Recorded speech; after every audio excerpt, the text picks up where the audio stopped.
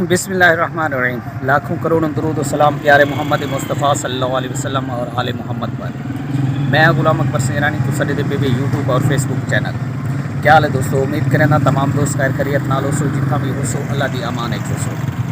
दोस्तों 2014 ਦੇ ਵਿੱਚ सरदार अमजद फरूक खान खोसा साहब MPS MNA ਹਨ ਤੇ ਉਹਨੇ ਇੱਕ ਪ੍ਰੋਜੈਕਟ ਦਿੱਤਾ ਹੈ ਨਾਲੀ ਸੋਲਿੰਗ ਦਾ, ਤੇ ਉਹਦੇ ਵਿੱਚ 5 ਵਾਟਰ ਸਪਲਾਈ ਦੇ ਬੋਰ ਵੀ ਹਨ।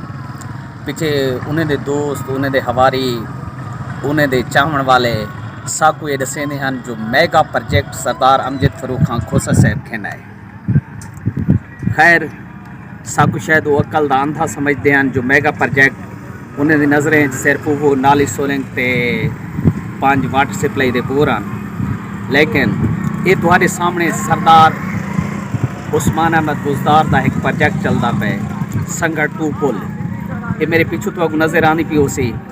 दोस्तों सारी नज़रें दे मैगा प्रोजेक्ट ये होने कि जिंदे आवन नाल जिंदे लगन नाल लोगों को खुशहाली मिले, लोगों को मफाद मिले, लोगों के फायदे थी वन। इतना अकल दे अंधे है कि साकू 5 वाटर सप्लाई के बोर मिल वन तो अस मैगा प्रोजेक्ट बना देंगे। दोस्तों मैगा प्रोजेक्ट वो होंगे कि जोड़ा इलाके को मफाद पहुँचावे, इलाके की तकदीर बदल देवे। तुम्हारे सामने जिमें ये संगड़ 2 पुल का मनसूबा है तुम्हारे सामने चलता पे सरदार उस्मान अहमद बुज़दार ने दिते। इतों की ज़मीन की कीमत मैं तो दसेना भी ई पुल के बनने नाल पहले इतना 20,000 रुपये कनाल कोई ना गिनता, अज 20 लाख रुपये मरला नहीं मिलता। इको आदन मैगा प्रोजेक्ट उन्हें अकल दे इंजे को अस ये समझावने कि जेरे सरदार अमजद फरूक खान खोसा साहब के दौर के विच एक नाली सोलिंग को ते 5 वाटर सप्लाई के बोरें को मैगा प्रोजेक्ट आते हैं।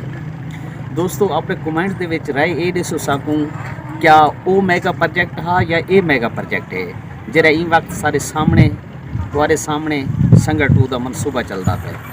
मिलते हैं नेक्स्ट वीडियो, तब तक अल्लाह हाफिज़। पाकिस्तान जिंदाबाद।